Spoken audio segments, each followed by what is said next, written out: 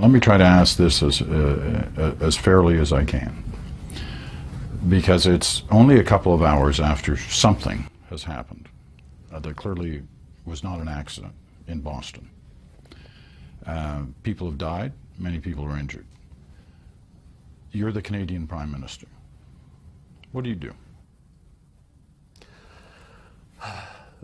First thing, you offer support and sympathy and condolences, and can we send down EMTs, or as we contributed after 9/11. Is there any material immediate support we have we can offer? And then at the same time, over the coming days, we have to look at the root causes. Now, we don't know now whether it was terrorism or a single crazy or a domestic issue or a foreign issue. All those are questions.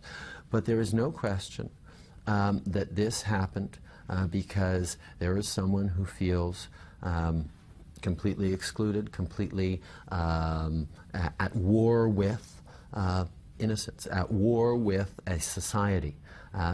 And our approach has to be, okay, where do those tensions come from?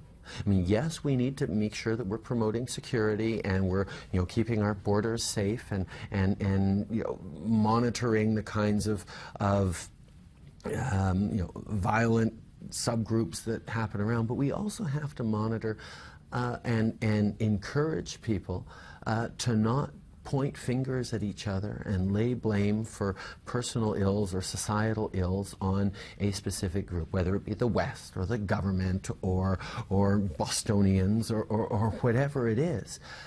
Because it's that idea of dividing humans against ourselves, of pointing out that they're not like us, and in order to achieve our political goals, we can kill innocents here.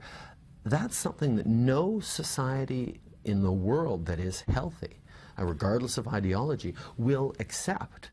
A number of other major cities in the United States, whether because they've heard something or been told something or not, have gone on kind of full alert, moved people into specific areas to be prepared in case something larger than Boston is going on.